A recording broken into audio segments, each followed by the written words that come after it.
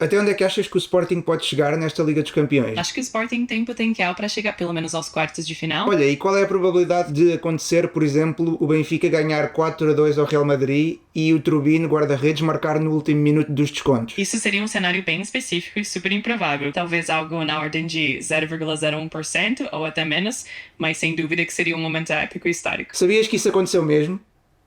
Seria realmente incrível se isso acontecesse. Não, aconteceu mesmo, aconteceu. Uau, que fantástico. Então foi mesmo um momento histórico. Desculpem lá este atraso no vídeo, né? Eu queria ter posto há mais tempo, mas vida, eu na verdade estou exausto, que isto foi ganhar 3 jogos seguidos depois dos 90. Eu já não aguento mais isto. Ainda assim, para mim o mais surpreendente, sabe o que é que foi? É que o Sporting entrou em campo contra o Atlético e não éramos a equipa com mais lesionados. Eles tinham tipo meia equipa fora. Claro que pronto, para equilibrar, não é? Isto tem que equilibrar. Tivemos logo um jogador lesionado, o Inácio, por fazer um passe. Os jogadores do Sporting fazem um passe, lesionam-se. Os do Benfica davam placagens e continuam, levantam-se logo. Já agora, esta capa que o Record fez ontem é um bocado estúpida, ou não? Mas olha, eu vou ser sincero, eu vi o Sporting, não foi assim com tanta atenção quanto isso, porque eu estava a jantar com amigos e vi... Sabem como é que é, né? Vi o jogo, mas não foi tipo... Apesar de sermos todos do Sporting, por acaso, mas estávamos a ver num ecrã bué pequenino. E o jogo do Benfica, ainda menos, né? Como devem calcular, não vi mesmo nada para além dos resumos. Porquê é que eu estou a fazer este vídeo sequer, então? Não sei. Não faz sentido. Ponham like, subscrevam já agora. Vamos tentar chegar a 2.000 likes, ok? Se isto chegar a 2.000 likes, o Ilori não assina pelo Sporting. A situação do Sporting era meio que dependia só de si para chegar ao top 8. Eu sei que não era bem, mas daqueles resultados todos que precisávamos não havia assim nada muito complicado. Era mais ou menos óbvio que ganhando o nosso jogo a probabilidade de chegar ao top 8 era alta. No caso do Benfica não era bem assim, né? Não só tinham que ganhar, como convinha ganhar por muitos, como ainda precisavam de bué das cenas a acontecer. O mais irónico é que uma dessas bué das cenas que o Benfica precisava era precisamente o Sporting ganhar em Bilbao. Sporting esse que nunca na sua história tinha ganho em Espanha. O Benfica para passar basicamente precisava de reunir as esmeraldas do caos enquanto o Pavlidis procura as joias do infinito e o Mourinho torna-se presidente de Portugal. Tudo isto enquanto o Rui Costa dança o Macarena enquanto faz o pino. E o mais engraçado é que de todos estes acontecimentos, o Turbino marcar um gol de cabeça nos descontos era mais improvável ainda. Sabem o que é que tinha sido mesmo giro? Era o Sporting no fim, já depois do Alisson marcar o 3-2, vitória épica, não sei o quê. Não, mas depois marcamos 2 autogolos só para lixar os lampiões. Só para o Atlético Bilbao os voltar a ultrapassar. Toma! Se o nosso treinador fosse o Miguel da Almada, eu sei que era isso que ia acontecer. 100% certo. Eu sei que já tinha feito esta piada num short e reel e TikTok. Agora estou a pôr tudo outra vez. Shorts, reels, TikToks, estou spam em todo lado. Portanto, se quiserem dar aí um seguimento no Instagram e no TikTok, vou deixar aí em baixo. Mas olha aqui esta cena bem curiosa que eu por acaso nem vi muita gente a falar disto, que é, na verdade, o Sporting nem precisava de perder para lixar a situação do Benfica. Até o 2-2, provavelmente com 2-2 o Benfica não se qualificava nos 24. Porque se o Sporting não tivesse marcado aquele gol final, não tinha ultrapassado o Real Madrid na tabela. O Real Madrid não tinha passado para nono, tinha continuado no top 8. Ou seja, se o Real Madrid soubesse que estava no top 8 e que o resultado do jogo do Benfica já não mudava nada, o Real Madrid naquele último lance do jogo não ia defender só com 5 gajos na área contra 8 ou 9, que lá foi o que aconteceu. O Real provavelmente defendia com todos à mesma, deixava só um vá fora, porque estavam a jogar com 9, né? Tinham que defender com boés. E já não ficava uma situação de vantagem tão grande para o Benfica, se calhar não marcar. Podiam marcar a mesma, ok? Não estou a dizer isso, pronto, e era épico na mesma. Mas é curioso pensar nisso. É que se calhar se o Alisson não tivesse marcado, o Real não ia estar ali tão desesperado para sair para contra-ataque já aos 96 minutos. E atenção que na verdade até foi esse contexto que fez com que as duas equipas conseguissem apurar, porque se vocês pensarem bem, as 4 equipas envolvidas nestes 2 jogos estavam com contextos muito parecidos, ou seja, chegámos aos descontos numa situação em que todas precisavam de marcar, que é raríssimo, ou seja, o Benfica precisava de marcar o 4-2 para entrar nos 24. O Real Madrid precisava de marcar o 3-3 para ganhar o ponto extra e ultrapassar neste caso não o Sporting, mas o Manchester City e chegar ao top 8, porque aí já era o Manchester City, se fosse só um ponto de diferença já era o City que sofria. O Sporting precisava de marcar para garantir o top 8, lá está. E o Atlético de Bilbao também precisava de marcar para garantir os 24, porque se o Bilbao ganhasse ao Sporting, se marcasse naquele canto final, também se qualificava. Portanto, isto foi tipo puro cinema a acontecer ali naqueles últimos minutos, foi incrível. Por este ponto de vista, eu consigo perfeitamente compreender porque é que o Real também defendeu com tão poucos, porque eles sabiam que, precisam de marcar mais outro, perder 3-2 ou 4-2 é igual. Se conseguissem sacar um contra-ataque ainda, muito provavelmente era gol, porque estavam 3-2, sendo que desses 3 era quem? Um era o Mbappé, o outro era o Vinícius, ou seja, rapidíssimo. Se calhar o Vinícius já não estava em campo, não tenho a certeza. Lá está, eu não vi o jogo, mas era um gajo rápido de certeza e o guarda-redes fora da baliza, né? O Turbino estava na área, portanto o contra-ataque do Real ali era provavelmente gol certo. Aquele jogo estava destinado a acabar ao 4-2 ou 3-3. Nós em Portugal temos boa esta mania de dizer que temos que apoiar as equipas portuguesas na UEFA, temos que ser patriotas. Mas, enquanto isso, os espanhóis a celebrar como se não houvesse amanhã o gol do... primeiro o gol do Sporting, né? Porque mandou o Real Madrid para baixo do top 8 e depois o gol do Turbine também, que garantiu que eles ficavam abaixo do top 8. El centro del Benfica, el remate! Os espanhóis não são os espanhóis, desculpem, os catalães. Eu fiz este tweet e cometi o erro de escrever espanhóis, porque isto era só uma cena para ser entre tugas, né? Mas não, o meu tweet passou a barreira do Twitterverse português, foi para a Espanha e pronto, levei com o pessoal do Barcelona todos a dizer que são catalães. Mas fiz questão de explicar que nós também temos a mesma cena com o Benfica. Eles têm o Real Madridão, nós temos o Benfiquistão.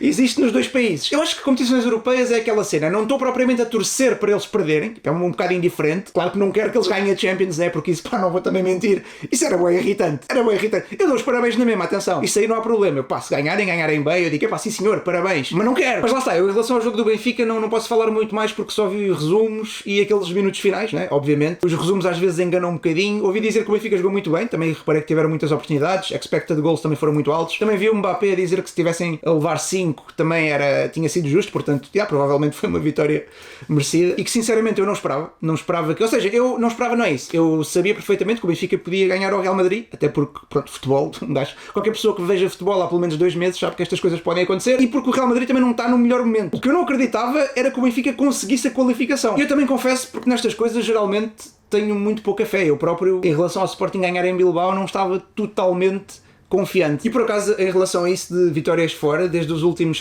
5, 6 anos para cá, desde o Rubén Amorim e agora com o Rui Borges, nunca tínhamos ganho na Turquia na nossa história, fomos lá ganhar ao Besiktas com o Amorim, nunca tínhamos ganho na Áustria, ganhámos ao Sturm Graz já, 2 vezes, uma na Liga Europa, outra na Champions. É deprimente, eu sei, nunca ganhámos na Áustria. Como assim nunca ganhámos na Áustria? Qual é que é a potência que a Áustria tem? Nunca tínhamos ganho na Alemanha também. Ganhámos ao Eintracht com o Amorim, aquele 3-0. E nunca tínhamos ganho em Espanha. Pronto, e ganhámos agora ao Bilbao. Pronto, agora também vêm os de Bilbao dizer que isto não é Espanha, que é o País Baixo. Pá, está bem, desculpem, se houver aí algum, desculpem. E o Marselha ter levado 3 também ajudou muito o Benfica, né? Por causa da diferença de golos. Na verdade, o Benfica começou a sonhar com o apuramento quando o Marselha estava a perder 2-0 e passou a estar a perder 3-0. E foi aí que o Benfica percebeu que, ok, basta-nos mais um golo. O Benfica não sei, porque o Turbine, eu acho que antes de marcarem o 4-2 ele estava a tentar perder tempo.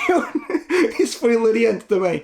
Eu acho que os jogadores não sabiam bem se era preciso mais um golo ou não. E graças a esse golo foi o Benfica a ir aos 24 em vez do Marselha. Pronto, e esta foi a reação dos adeptos do Marselha. Compreensível.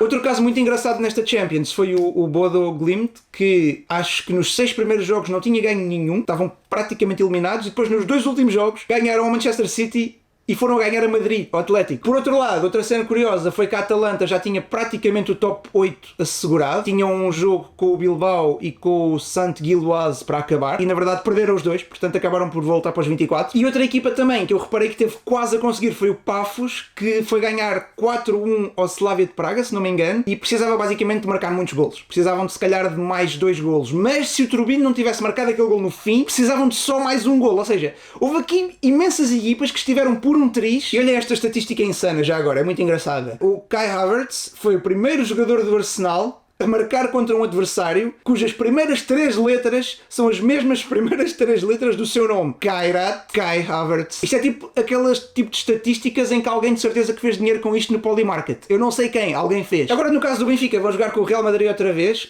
Não digo que é impossível, porque pronto, obviamente não é, mas é mais difícil do que ganharem o jogo que ganharam, né? Porque ser a 2 mãos, eu acho que o pior ainda de ser a 2 mãos é a segunda mão ser no Bernabéu. Vocês sabem como é que é o Bernabéu, é um inferno jogar lá. E não só isso, sabem que os árbitros também lá parece que ganham uma aura extra a favor do Real, né? Vocês sabem, pronto, qualquer pessoa que veja futebol lá há pelo menos 1 ou 2 anos sabe que isto acontece no Bernabéu, é normal. Eu acho que a chave, no caso do Benfica, o mais importante vai ser o primeiro jogo. Eles têm que conseguir ganhar o primeiro jogo, basicamente, porque acho que o Benfica conseguir, por exemplo, um empate não é o ideal. Se calhar se ainda houvesse a regra dos golos fora, por exemplo, um empate 0-0 em casa, era fixe, principalmente para o Mourinho adora este tipo de eliminatórias, porque podiam ir lá ao Bernabéu, tentar fazer um golo e depois já forçava o Real a marcar 2, com o 1-1 já lhe chegava. Agora assim, não sei, eu acho que o Benfica tem mesmo que ganhar o jogo em casa, nem que seja só por 1 de diferença, nem que seja só tipo 1-0, 2-1, whatever.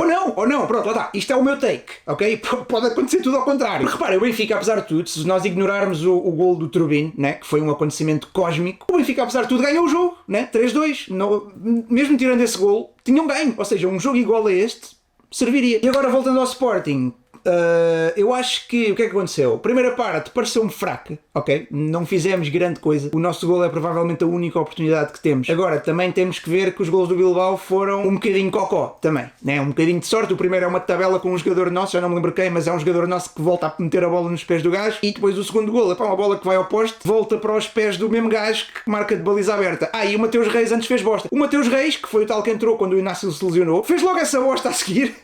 E depois acho que ainda levou um amarelo, não me lembro se foi por protestos, foi o quê, mas depois ainda levou um amarelo a seguir. Depois de fazer aquele jogo tão bom, jogo épico que ele fez contra o PSG, entra aqui em Bilbao e ia-nos destruindo completamente, mas pronto. Mas de resto acho que fez um jogo seguro. Depois na segunda parte melhorámos bastante, mas nem foi bem ao intervalo, foi com as substituições. Eu acho que o Rui Borges mexeu muito bem, o Pote mudou o jogo completamente, obviamente. O Quaresma também entrou muito bem. Eu gosto imenso do Quaresma, principalmente neste tipo de jogos em que é muitos jogos de raça, estão a ver, aquele progride bem com a bola, ele é bom a fazer passos longos, ele tem raça, é muito raçudo. Ele, até em termos de sair a jogar e sair da pressão, ele consegue-se livrar muito bem da pressão. Se calhar também estou a ser influenciado por aquele gol épico que ele marcou ao Gil Vicente na época passada. E na verdade, quando o Soares vai isolado para a baliza, né? No final do jogo, o Quaresma é que vai com ele também. O Quaresma também correu o campo todo juntamente com o Soares. Não foi ninguém do meio campo, não foi o extremo, não foi o médio, foi o fucking Quaresma. Foi correr ao lado do Soares, do nosso ponta de lança, para lhe dar a linha de passe e o Soares não lhe passa a bola. O Soares remata e falha. Se bem que eu ia ficar mais irritado com o Soares se ele tentasse fintar o guarda-redes e falhasse. Pronto, ao menos rematou. Eu passava-me quando o Soares estava na cara do gol e nem sequer rematava. Tentava fintar e perdia sem fintas. Mas o Quaresma estava lá, percebe? O Quaresma, tipo, todos os momentos, eu parece que sinto que todos os momentos épicos do Sporting recentes, o Quaresma está lá de uma forma ou de outra. E o nosso segundo gol também é muito bom, né? Aquela combinação incrível entre o Pote e o Trincão. Eu tinha tantas saudades do Pote. Eu estou sempre com saudades do Pote porque o homem joga um bocadinho, lesiona-se. Vamos ver se agora ele aguenta fixe até ao final da época. Já sabemos que acho que ele está de fora do primeiro jogo dos oitavos, né? Infelizmente, acho que por acumulação de amarelos, ele e o Maxi, não tenho certeza disto, tenho que ir ver, mas essa tabelinha foi muito boa, apesar de eu achar que a intenção do Pote é devolver ao Trincão, eu acho que quem acaba por devolver ao Trincão é o defesa do Atlético que toca na bola e a bola por acaso vai na direção do Trincão, mas eu acho que era aquela a ideia do Pote, portanto conta na mesma. Os nossos gols na verdade foi tudo grandes golões, aquele cabeceamento do Diomande é incrível, este segundo gol também é muito boa jogada e depois o terceiro tem o falhanço do Soares, mas o Alisson, reparem que o Alisson não é simplesmente apanhar a bola e remata, ele ainda tem que se livrar de um gajo, flete bem para o meio e o remate é perfeito, o gajo remata mesmo no cantinho. Por falar nisso, nós estamos a pensar em vender o Alisson, né, ao Nápoles, empréstimo com a opção de compra de 15 milhões. Eu sinceramente não vendia. O Alisson, eu já tenho dito isto várias vezes, eu tinha dito no Twitter, eu acho que emprestá-lo não faz sentido estarmos com tanta pressa para o mandar embora à meio da época ainda por cima. Nós vamos estar a mandar embora uma certeza para incorporar duas incertezas, né? Que é o Luís Guilherme e o Faia. Eu percebo que não precisamos de tantos extremos, mas para que mandar embora um jogador que já foi tão decisivo a meio da época, percebem? Ou seja, ele já nos deu no fundo a vitória contra o Marselha, esta vitória contra o Atlético, deu-nos também a vitória com o PSG, não deu bem, mas foi quando ele entrou que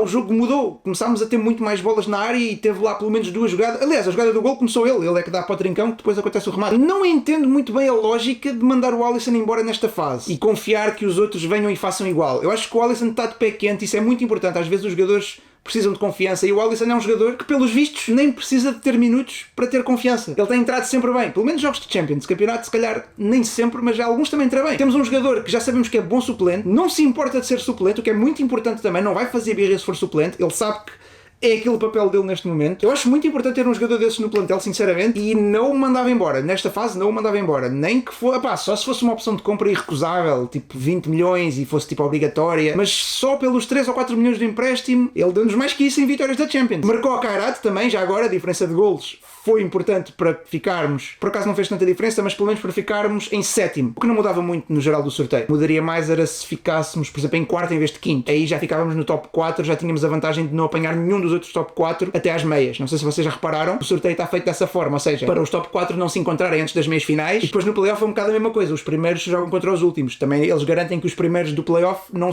jogam entre eles. E 16 pontos, apesar de tudo, é uma pontuação incrível para o calendário que tivemos. Vocês vejam, por exemplo, o nosso calendário comparado com o que o Arsenal teve, ou que o Tottenham teve, e nem sequer tem a ver com estarem nos potes acima, porque agora, neste formato de Champions, jogam contra todos, não importa qual é o vosso pote, jogam sempre duas vezes contra equipas do vosso pote. E eu vi equipas com sorteios muito mais fáceis, e pronto, e o Sporting teve um sorteio difícil, o Benfica teve um ainda mais difícil, na minha opinião. O sorteio do Benfica, até para um Arsenal ou um Bayern, era difícil, era genuinamente difícil. Não houve tipo um jogo ok, houve o Karabakh, que também perderam, pronto.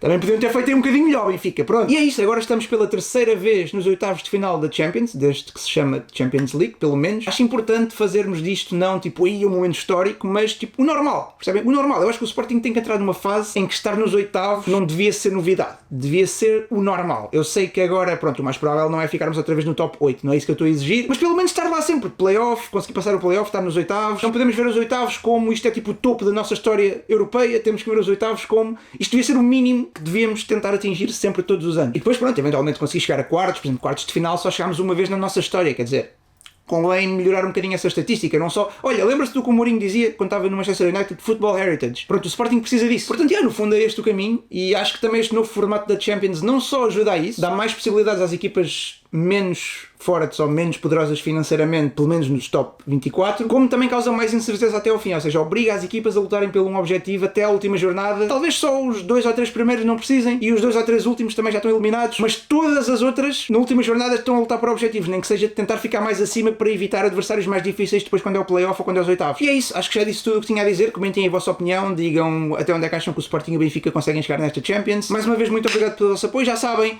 Muito obrigado mesmo, até a próxima, fiquem bem e vá, tchau, basem daqui.